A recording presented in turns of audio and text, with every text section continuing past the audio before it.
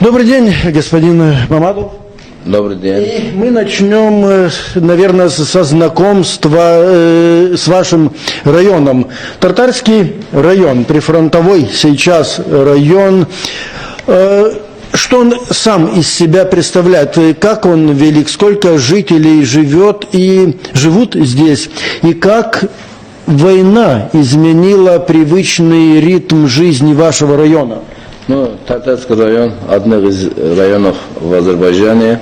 Население пункта 101 тысяч населения пунктов и еще 19 тысяч у нас беженцы.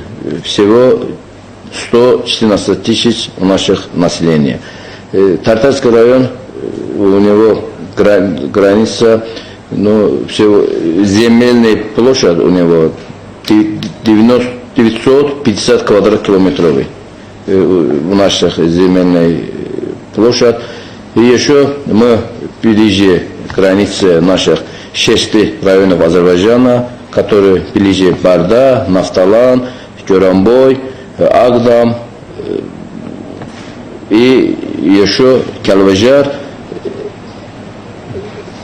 Ханчанди, наших районов, азербайджанских районов. И тот период фронтовых границ у нас 48 километров. У нас есть место даже на перефронтовых 200 метров. От это фронтовых позиций. Позиции, да. У нас население основных сельскохозяйственным работает в нашем районе, сельскохозяйственный район. Здесь мы выращиваем хлопок, зерна и других сельскохозяйственных продуктов. И еще у нас популярное животновство. Мы здесь выращиваем скоту и баранина и других жизнеспособных продукты. Господин Мамадов, когда мы ехали сюда, мы видели русло реки, но там не было ни капли воды. А для южных стран, Азербайджан южная страна, здесь много солнца, здесь жарко. Проблема воды всегда является очень острой. И теперь, как я знаю, в водохранилище есть в территории, которая... Да. Как вы решаете эту проблему? Вы знаете, в нашем районе 301 500 гектаров земли есть, что мы там выращиваем сельскохозяйственные продукты. Мы всех этих земля до 90-го года мы использовали воду для наших этих землей, мы использовали Сарсанкес, у нас было водохранилище Сарсанкес и Мадагис. И они, когда армяне их захватили, оккупировали, после 90-го года наших земельных участков не можем мы использовать этой водой. Это вы видели, который там река, это самая большая река, из самых больших рек Азербайджана Тартар. Там называется река тоже Тартар. Вы видели, там ни капли воды не было. Бывшая река. Да, бывшая. Так можно сказать. После 1 апреля до 1 декабря армяне не дают ни капли воды. Когда нам нужна вода, они не дают нам. Когда у них начинается зимний период, там скопается много воды, и они тогда нам эта вода не нужна, они откроют и выпускают эту воду. Наше государство, наш президент Илгам Алиев дал указ, этого, который мы должны в этой земле что-то выращивать, там мы буровали артезианные скважины. После 2004 года, до этого числа, здесь мы в нашем городе, районе, буровали где-то до 100 артезианных скважин. Всех наших земельных участков мы пользуем этих водой. И хватает ли этой воды? Не хватает. И вы, как я знаю, как я слышал уже, вы рассказывали, вы готовите такой большой новый проект, который вас обеспечит полностью. Да. Ну, наше государство в 2015 году начали проектировать снабжение, водное снабжение Тартарского района и ближе 11 селе, который будет этой водой использовать для питьевой. И еще у нас не было канализационной системы, и еще мы строим новую канализационную систему. Все этот проект, когда закончится, это будет 47 тысяч жителей Тартара использовать в этом и водоснабжении, и канализационной службе. В декабре месяце закончится этот проект. В этом году? В этом году. Рукой подать. 12 тысяч дополнительных жителей, которые прибывают фактически в одно время, это, конечно, большая нагрузка для района. Как вы решили эту проблему? Где живут беженцы? Как они обеспечены? Где они работают? Из них много живет в нашем школах, детских учреждениях, детских садах, и в нашем населении есть искусственный не искусственный, места клубов. Это культурные объекты, там переселили еще, они переселили на бывшие колхозные здания были, а там переселили, и некоторые живет на дорогу, возле дороги, там они себе строили из глины дома и там живет.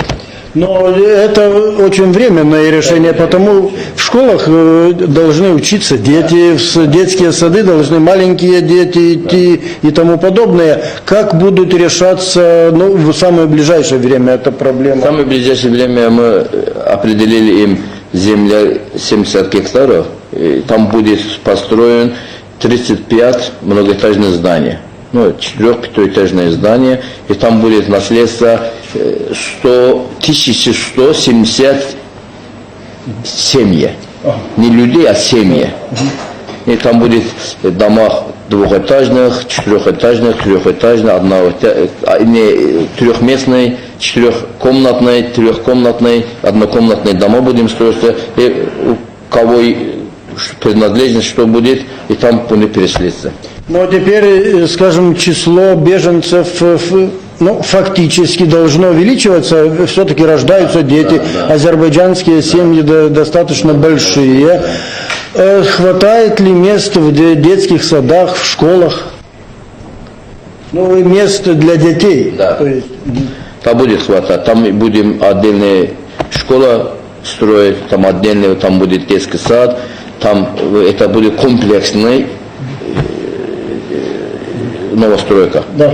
Там будет еще музыкальная школа, там будет отдельная больница, и там будет, как говорят, тепловое сооружение будем строить, и всех домов будет теплая энергия давать, и там всех будет указано там. Скажите, господин Мамадов, как вы думаете, и когда беженцы получат возможность вернуться домой, захотят ли они из уютных новых домов и квартир вернуться? Извините меня, это не проблема. Наших людей, беженцы, все любят свою родину.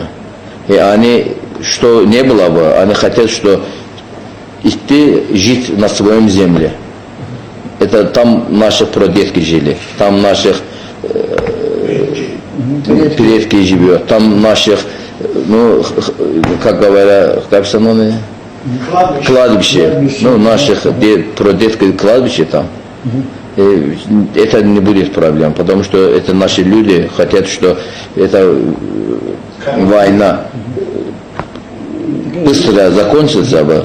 Но мы мирные люди, вы знаете, да, у нас в мире нас говорят, что азербайджанцы и гостеприимные, и мирные люди. Мы не хотим войны. И мы войны не хотим, но и хотим свою землю. Наших исторические земли. Ну, я что могу вам сказать? Ну, про историю, если вы узнаете, это, который называется Армения, это республика, это раньше тоже были наши земли. Это была азербайджанская земля. Там была Ирабанская губерния наших, азербайджанская земля была.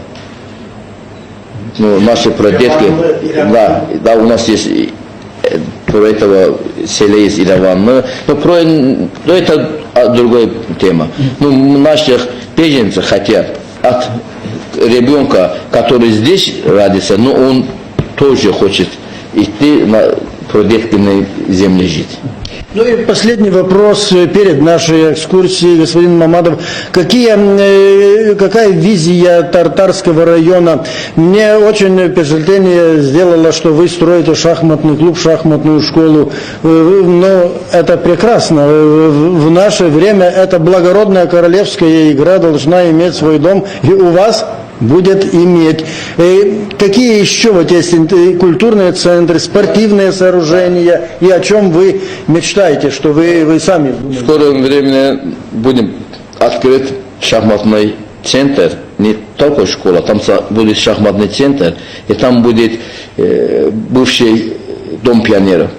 Вот в таком форме. У нас есть много талантливых ребенка, детей есть, которые у них умеют рисовать, они умеют что-то взять, рукодельные заниматься. И еще есть хорошие люди, детей есть, юноши есть, что они хотят заниматься спортом. Но мы в скорое время у нас будет строиться олимпийский комплекс новый. Мы уже отделили там земля, там уже фундаменты мы построили новый. Еще мы будем строить новый исторический музей. Я сейчас вам буду показать. Там будет у нас в скорое время все будет. Мы сейчас ремонтируем много зданий, пятиэтажных, двухэтажных зданий. Мы всех из крыши поменяли, но во время войны, когда были войны, у них тоже попали снаряды и пули, они были сломаны. Мы всех поменяли. Но последние 2 года я ремонтировал 29 зданий. Верхней части крыши сделали, ремонтировали. И у нас есть 114 зданий, двухэтажные, пятиэтажные. Мы всех этих дворей сделали, ну, как говорится, дворный комплекс. Там есть спортивные сооружения, и там беседки мы строили, чтобы люди нормально сидели, отдыхали. Там мы строили, посадили дерево, и все нормально сделали. Ну, сейчас пойду покажу. Ну, это, что могу вам еще добавить, что в нашем городе, ну, в 2014 году всего 33% людей и населения получили газ, а сейчас 97% населения получает газа. За 2 года фактически 62% населения получили газа. Сейчас в нашем городе, ну, передфронтовой город, район, у нас 24 часа без перерыва электроснабжения. И у нас интернет очень хороший работает в нашем районе. У всех семей есть интернет. У наших людей используется и Фейсбуком, и Твиттером, и всех социальных, что есть в интернете, они всех используют. И еще у нас, вы не знаете, когда идет водоснабжение новый, мы скопали дорогу. Мы сейчас ремонтируем, асфальтируем эту дорогу. Всех наших людей будет нормально использовать в этом. Хорошо, спасибо, господин Мамадов, за первую часть нашего разговора. Мы не прощаемся, недолго прерываемся и пойдем теперь в экскурсию. Спасибо.